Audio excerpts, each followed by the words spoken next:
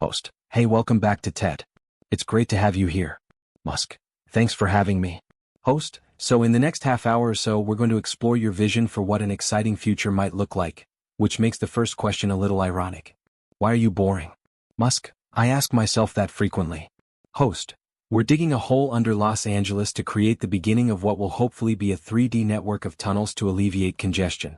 Right now, I think one of the most soul-crushing things is traffic. It affects people everywhere. It steals so much of your life. It's horrible, particularly horrible in LA. I understand you've brought the first visualization of this. Can we show it? Musk: Absolutely. This is the first time it's been shown publicly. Host: Let's take a look at what we're talking about. A couple of key things are important for a 3D tunnel network. First, you have to integrate the entrance and exit seamlessly into the city fabric. By using an elevator with a car skate, you can fit the entrance and exit into just 2 parking spaces. The car gets on the skate, and there's no speed limit here. We're designing it to operate at 200 kilometers an hour, about 130 miles per hour. So you should be able to get from Westwood to LAX in about 5 or 6 minutes. Host: Initially it might work like a toll road, which should also ease some traffic on surface streets. Musk: A lot of people may notice in the video that there's no real limit to how many tunnel levels you can have. You can go much deeper underground than you can go upward. The deepest mines are far deeper than the tallest buildings are tall. So you can alleviate any arbitrary level of urban congestion with a 3D tunnel network. That's an important point. The common rebuttal is, if you add one layer it will just fill up again. But you can keep adding levels, as many as you want. Host: But people traditionally think digging is incredibly expensive, which would block this idea. Musk: They're right. For example, the LA subway extension, about 2.5 miles, just cost $2 billion. That's roughly $1 billion a mile, and it's not even the world's most expensive subway. So tunnel digging is indeed very difficult. Host: How do you plan to reduce the cost per mile by at least 10 times? Musk: Actually, if you do just 2 things, you can get about an order of magnitude improvement, and more beyond that. First, cut the tunnel diameter by a factor of 2 or more. A single-lane road tunnel typically has to be 26 to 28 feet in diameter to accommodate accidents, emergency vehicles, and ventilation for combustion engine cars. But if you shrink that to what we're aiming for, 12 feet, just enough for an electric skate, the diameter halves and the cross-sectional area drops to a quarter. Tunneling cost scales roughly with cross-sectional area, so that gives you about a 5-fold improvement right there. Second, current tunnel boring machines spend half their time digging and the other half installing wall reinforcements. If you design a machine that does both continuously, that gives you another factor of 2. Combined, that's a factor of 8. Also, these machines are far from their power or thermal limits, so you can increase power substantially, another factor of 2, maybe 4 or 5. So I think there's a fairly straightforward path to an order of magnitude or better improvement in cost per mile. Host: What's your target? Musk: We have a pet snail named Gary, from SpongeBob. Gary currently moves 14 times faster than a tunnel boring machine. Host: You want to beat Gary? Musk: We want to beat Gary. Victory is beating the snail. Host: But many people imagining future cities think the solution is flying cars, drones, etc., going above ground. Why isn't that a better solution? You'd save all the tunneling cost, right? Musk: I don't have anything against flying things. I do rockets, I like things that fly. But flying cars have challenges. They're noisy and the wind force they generate is high. If you have a bunch of flying cars overhead, that's not an anxiety-reducing situation. You wouldn't think, I feel better today. You'd think, did they service their hubcap? Is it going to come off and guillotine me? So your vision of future cities includes these rich 3D tunnel networks underground. Host: Does this tie into Hyperloop? Could you apply these tunnels to the Hyperloop idea you released a few years ago? Musk: We've been puttering around with Hyperloop for a while. We built a test track next to SpaceX, mainly for student competitions to encourage innovative transport ideas. It actually became the world's largest vacuum chamber by volume after the Large Hadron Collider. It was a fun hobby project. We have a pusher car to push student pods, and we're going to see how fast it can go without pushing anything. I'm cautiously optimistic we'll exceed the world's fastest bullet train, even on a 0.8-mile stretch. Host: Sounds like it might smash into pieces. But you can picture Hyperloop running in tunnels over long distances. Musk: In looking at tunneling technology, it turns out that to seal against the water table, tunnel walls are typically designed to withstand about 5 or 6 atmospheres. Vacuum only requires 1 atmosphere, so actually, Any tunnel that can resist the water table is automatically capable of holding vacuum. So you can imagine Hyperloop in such tunnels. Host, how long a tunnel are we talking? Musk, there's no real length limit, as long as you want. For something like a New York to D.C. Hyperloop, you'd probably go underground the whole way because it's a high-density area with many buildings and houses. But if you go deep enough, you can't detect the tunnel at all.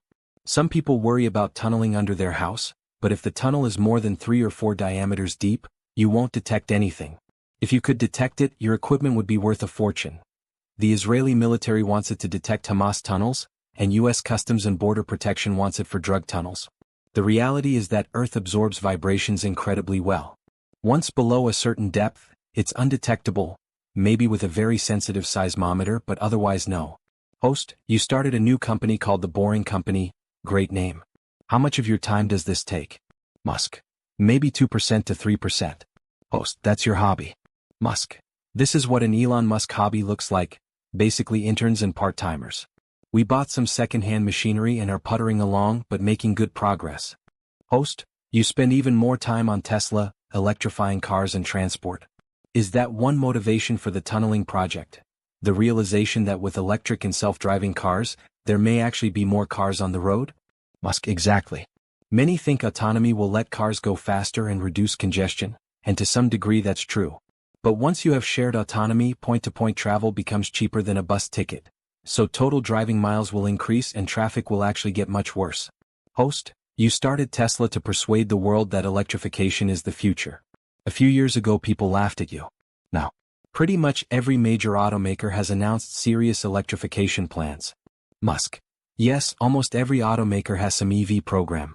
They vary in seriousness. Some are fully committed, some are dabbling, and some are still chasing fuel cells, which I think won't go far. Host, can't you just declare victory now? Musk, I intend to stay with Tesla as far into the future as I can imagine. We have a lot of exciting things coming, Model 3 and the Tesla semi-truck. Host, Model 3 is supposed to start production in July? Musk, yes, production start in July, looking quite good. Host, people are excited about autopilot. You released a video showing that technology. The Model S already has autopilot. What are we seeing? Musk, cameras and GPS. No LiDAR or radar, just passive optical, the same way humans navigate. The whole road system is designed to be navigated with passive optics. So once you solve vision, you've solved autonomy. If you don't solve vision, you haven't. We focus heavily on a vision neural net that works well for road conditions. Many others use LiDAR, but cameras alone can be superhuman, maybe 10 times better than humans. The new cars have 8 cameras, but they can't yet do what the video showed. Host, when will they? Musk, we're still on track to go coast to coast from LA to New York fully autonomous by the end of this year. Host, by the end of the year, someone will sit in a Tesla, hands off the wheel, and it'll go from California to New York without touching any controls? Musk, yes, essentially November or December of this year, from a parking lot in California to a parking lot in New York without touching anything the whole trip. Host, that's partly possible because you have a fleet of Teslas driving all those roads, accumulating massive data. Musk, yes, but the interesting part is I'm confident it can handle route changes dynamically, even if you switch from L.A. to New York to L.A. to Toronto on the fly. Host, setting regulations aside purely on technology, when could someone buy a car, take their hands off the wheel, fall asleep, and wake up at their destination? Musk, that's about 2 years. The real challenge isn't making it work 99.9% of the time, because if it crashed once in 1,000 tries, you wouldn't dare sleep. But if the chance of a crash is less than 1 in 100 lifetimes, then people would feel okay. Host, your big concern is that people might be seduced too early into thinking it's safe, then a horrible incident sets everything back. Musk, the autonomy system will likely mitigate crashes except in rare circumstances. Vehicle safety is probabilistic. A human driver's accident probability is never 0. The key threshold is how much better autonomy needs to be than a human before you can trust it. Host, once you achieve hands-off driving, the disruption is massive. You said people could buy a car, it drops them off at work, then goes out and provides Uber-like service, earning money that could cover the lease, essentially getting the car for free. Musk, absolutely, that's what will happen. There will be a shared autonomous fleet. You can choose to use your car exclusively, or share it only with friends and family, or with 5-star rated drivers, or sometimes share and sometimes not. It's 100% going to happen, just a matter of when. Host, You mentioned the semi, planning to announce in September. Can you show us anything today? Musk, I'll give you a teaser shot. Host, it's live. Musk, it's a real shot. We need to be cautious about autonomy features. Host, can't see much but it looks badass. Musk, this is a heavy-duty, long-range semi, maximum weight capacity and long range. Today people don't think that's possible. They think electric trucks lack power or range. With the Tesla Semi, we want to show that an electric truck can out-torque any diesel semi. In a tug-of-war, the Tesla Semi would pull the diesel uphill.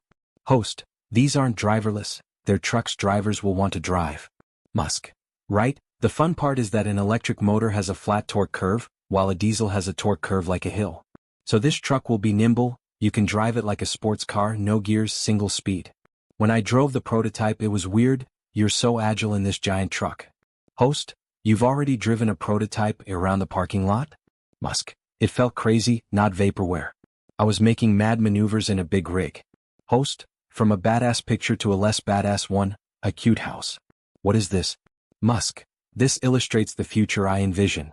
You've got an electric car in the driveway. Between the car and the house, there are 3 power walls stacked against the wall. The roof is a solar glass roof, a real one though the house itself is a mock-up. Some of the tiles have built-in solar cells and you can adjust texture and color finely. There are micro-louvers in the glass so that from street level, all tiles look the same, whether or not there's a solar cell behind them. From a helicopter you'd see which have cells. Host, you place them where there's lots of sun. Musk, yes, and that makes them super affordable. The cost of the roof plus electricity will be less than a normal roof plus electricity, a no-brainer economically. It looks great and lasts. We considered making the warranty infinite, but thought people might not believe us. Actually, after the house collapses, the glass tiles will still be there. Host, you're launching this in a few weeks, for roof styles? Musk, 2 initially, 2 more early next year. Host, how many houses could eventually have this? Musk, I think almost all houses will eventually have solar roofs. The timescale is about 40 or 50 years. Roofs are replaced every 20 to 25 years. But if you fast forward 15 years, a roof without solar would be unusual. Host, the mental model people miss is that most houses have enough sunlight on their roof to power all their needs. Musk, it depends on location and house size, but it's fair to say most US houses have enough roof area to power their entire needs. Host, the economics of cars, the Semi, and these houses hinge on falling lithium-ion battery prices, Tesla's big bet and core competency. You're building the world's largest factory to double global supply. Musk, that's the Gigafactory. It'll be a diamond shape when fully done with capacity of 100 gigawatt-hours a year, maybe more. Production is already happening inside. Host, you put up a video, is that sped up? Musk, that's the slow-motion version. At full speed you can't even see the cells without a strobe light, just a blur. Host, your core idea is an exciting future where we no longer feel guilty about energy. How many gigafactories do we need to get there? Musk, about 100. Not 10, not 1,000, most likely 100. Host, you can actually picture that, what it takes to move the world off fossil fuels? Each one costs $5 billion, maybe 5 to 10 billion. You're planning to announce another 2 to 4 this year. Musk, we'll announce locations for between 2 and 4 later this year, probably 4. Host, where for which continent? Musk, we need to address a global market. Host, I have to ask one political question. Only one. You're on an advisory council giving advice to someone who said he doesn't believe in climate change. Many people think you shouldn't do that and want you to walk away. What do you say to them? Musk, I'm on 2 advisory councils where the format is going around the room and giving opinions, meetings every month or 2. That's all my contribution. But to the extent that there are people in the room arguing for action on climate change or immigration, I've used those meetings to argue for both. If I hadn't been there, those topics might not have been on the agenda. Maybe nothing will happen, but at least the words were said. Host, let's talk SpaceX and Mars. Last time you spoke about an incredibly ambitious dream, developing reusable rockets, and you've actually done it. Walk us through this. Musk, this is one of our rocket boosters returning from high speed in space. It had just delivered the upper stage at about Mach 7. That's the slow-motion version. Several failed before we got it right, but now we've landed 8 or 9 times, and for the first time we've reflown a landed booster, landed, prepped, and flew again.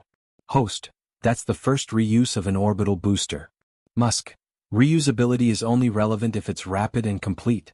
like an aircraft or a car. You don't send your plane to Boeing between flights.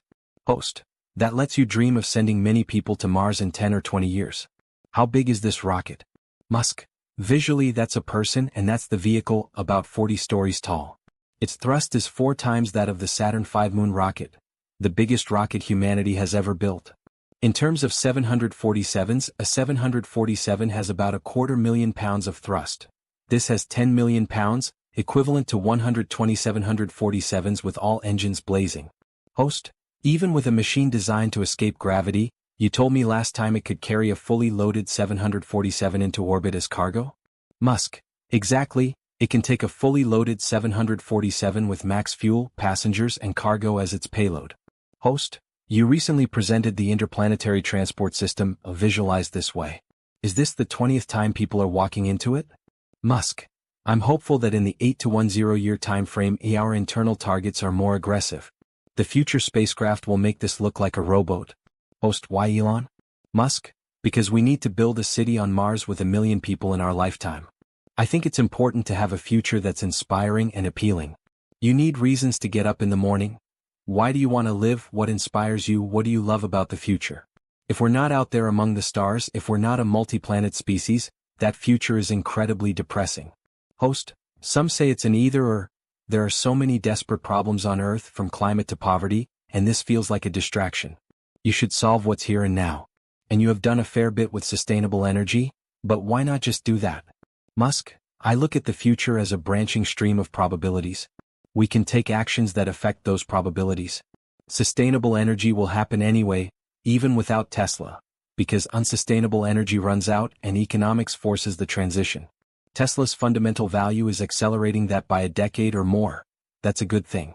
But becoming a multi-planet species and spacefaring civilization is not inevitable.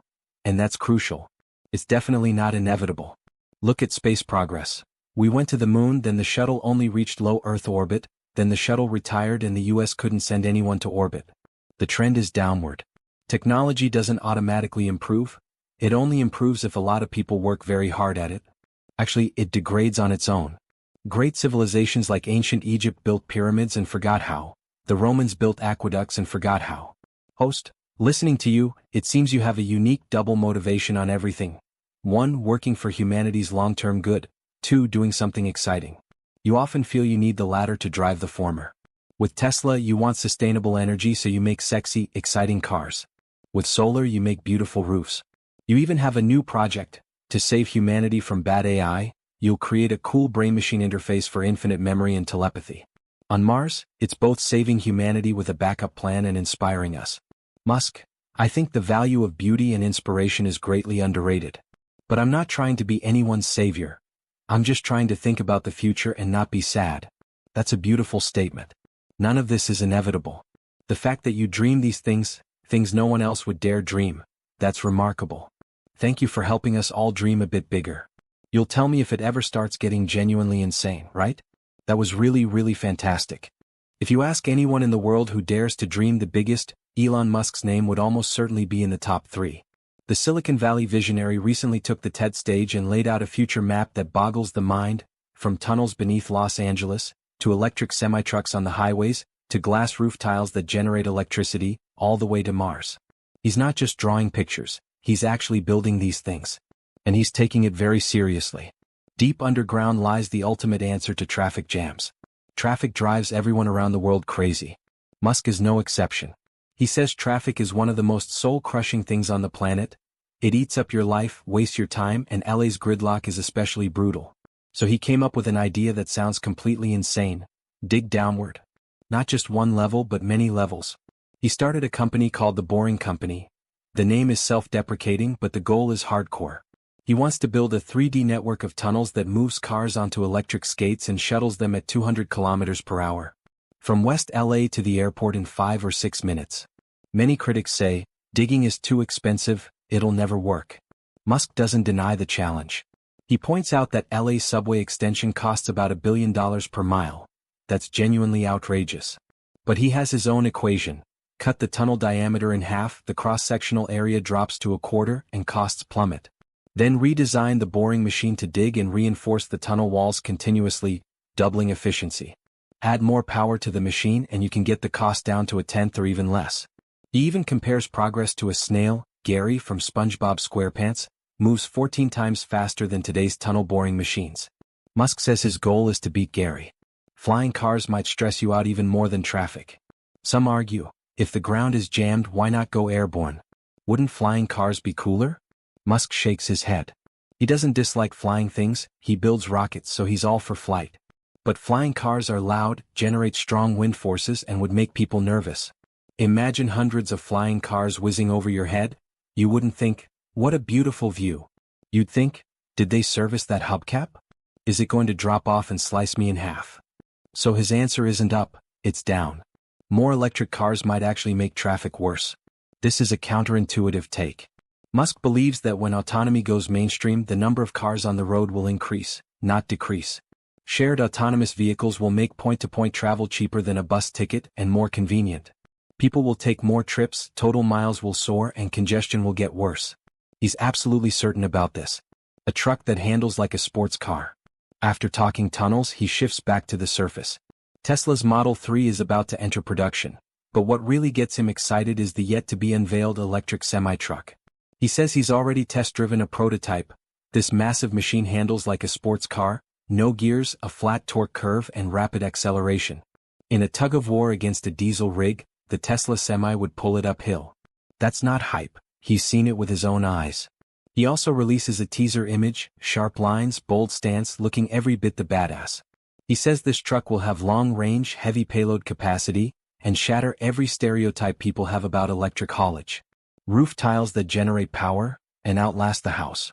Musk's vision extends beyond transport to our homes. He shows a photo of an ordinary house, an electric car in the driveway, Powerwall storage units stacked against the wall, and a roof covered in solar glass tiles. From street level, all the tiles look identical, but some contain solar cells that generate electricity. The economics are simple. The combined cost of the solar roof plus electricity is lower than a conventional roof plus grid electricity. So switching to solar is not just environmentally friendly, it's financially smarter. And it's incredibly durable. They once considered making the warranty infinite, but thought that would sound too unbelievable. Musk jokes that even after the house collapses, those glass tiles will probably still be intact. He predicts that eventually, almost every house will have a solar roof. It won't happen overnight. Roofs are typically replaced every 20 to 25 years, but fast forward 15 years, and a roof without solar will be the oddity. 100 gigafactories could reshape global energy. The common thread behind all these products is the lithium-ion battery. Tesla's bet on batteries is massive. Their gigafactory in Nevada will eventually produce 100 gigawatt-hours per year or more. To fully transition the world to sustainable energy, Musk does the math. About 100 such factories. Each costs $510 billion. It sounds astronomical, but he believes it's doable. Later this year, he plans to announce 2 to 4 more factory locations. Pack a fully loaded 747 into a rocket, and send it to Mars. When the conversation turns to SpaceX, Musk's energy level rises. He notes that SpaceX has already landed rocket boosters and for the first time reflown one, landing, refueling, and launching again. That's how rockets should work, he says. Just like airplanes, no need for a complete overhaul after every flight. But reusability is just the means. Mars is the destination. He shows a size comparison. A person standing next to the rocket looks like an ant. This rocket generates 4 times the thrust of the Saturn V moon rocket, the biggest rocket humanity has ever built. In 747 terms, a 747 has about 250,000 pounds of thrust. This rocket's thrust equals that of 120 747s with all afterburners blazing. Even more astonishing, this rocket could carry a fully loaded 747, with all its fuel, passengers, and cargo as its payload. Musk aims to send people to Mars within 8 to 10 years, and eventually build a city of 1 million people on the red planet. Technology doesn't improve automatically, it can even regress. Some critics say, there are so many urgent problems on Earth, poverty, climate change, war, why focus on Mars? Musk disagrees. He argues that sustainable energy will happen inevitably, driven by economics, even without Tesla. Tesla's role is simply to accelerate that transition by a decade or so. But becoming a multi-planet species is far from inevitable, and that's the crucial point. He cites history. The ancient Egyptians built the pyramids but later forgot how. The Romans built magnificent aqueducts but also forgot. Technology doesn't automatically improve, it takes countless people working incredibly hard just to maintain progress, let alone advance it. If you think technology naturally gets better, you're mistaken. It can actually go backwards. His point is this: going to Mars isn't about escaping Earth's problems, it's about giving humanity a future worth looking forward to. He doesn't want our future to be confined to a single fragile blue dot. He says, if the future doesn't include being out there among the stars, I find that incredibly depressing. He's not trying to be a savior, he just wants the future to be less sad. Listening to him, you notice a unique dual motivation. On one hand, a grand sense of human purpose. On the other, a pure "this is cool" instinct. He builds electric cars because sustainable energy is right, but he makes them sexy and thrilling. He creates solar roofs because clean energy matters, but he insists they be beautiful and durable. He works on brain-machine interfaces because he worries about AI, but they also offer superhuman capabilities. He says he's not a savior, he's not trying to rescue anyone. He simply wants to think about the future and not let that future be sad. It sounds like a simple statement, but it carries profound weight. A man who, by any measure, sits at the very top of the world wakes up every morning not thinking about what he already has, but about what else can be changed, what else is worth doing. Perhaps that's the real difference between Elon Musk and most people. His anxiety isn't about losing, it's about not enough. 1. Traffic isn't fate, you can dig under it. Most people complain about congestion and accept it. Musk's reaction: dig tunnels. Not just one layer, many layers. His logic is simple: if the ground is full, go underground. By shrinking tunnel diameter and boosting machine efficiency, costs drop to 1/10. And he wants to beat a snail. Gary from SpongeBob moves 14 times faster than today's boring machines. 2. Flying cars won't calm you down, they'll make you look up in fear. Many envision a future of flying vehicles. Musk says they're noisy, create strong wind forces, and you'll always worry about something falling on your head. Technology that raises anxiety isn't good technology. 3. Autonomy will make traffic worse, not better. Counterintuitive but logical. When travel becomes cheaper and more convenient than a bus, people will take more trips. Total miles surge. Shared autonomy isn't a cure, it's a catalyst. Tunnels are the real backstop. 4. Electric trucks can pull diesel rigs uphill. He's already driven the prototype. Single-speed, flat torque curve, nimble as a sports car. In a tug-of-war, the Tesla Semi would drag a diesel semi up a hill. That's not a concept, it's a fact. 5. Your roof can generate money, not just shelter. Solar glass tiles look like ordinary tiles but produce electricity. The math works. Solar roof plus electricity costs less than a conventional roof plus grid power. The house may collapse, but the tiles will remain. And 15 years from now, a roof without solar will look out of place. 6. 100 gigafactories can power the entire planet. Tesla's Nevada Gigafactory produces 100 gigawatt-hours of batteries per year. To complete the global energy transition, you need about 100 such factories. Each costs $510 billion. He plans to announce 4 more locations this year. 7. Rockets should be reused like aeroplanes. SpaceX has already done it: land, refuel, launch again. Not a full overhaul, but rapid reuse like an aircraft. That's the economic model spaceflight needs. 8. Pack a fully loaded 747 into a rocket and send it to Mars. That rocket generates 4 times the thrust of the Saturn V, equivalent to 120 747s with all afterburners blazing. It can carry an entire fully loaded 747 as cargo. Within 810 years, it will carry people to Mars. 9. Technology doesn't improve automatically, it regresses if you don't fight for it. The ancient Egyptians forgot how to build pyramids. The Romans forgot how to build aqueducts. Technology doesn't advance on its own, it takes countless people working relentlessly just to maintain progress. Mars isn't an extra option, it's the floor for our future. 10. He's not a savior, he just doesn't want the future to be sad. Electric cars, solar roofs, tunnels, Mars, behind everything is both a grand human purpose and a simple, "this is cool" instinct. He says he's not here to rescue anyone. He just wakes up each day, imagines the future, and refuses to let that future be bleak.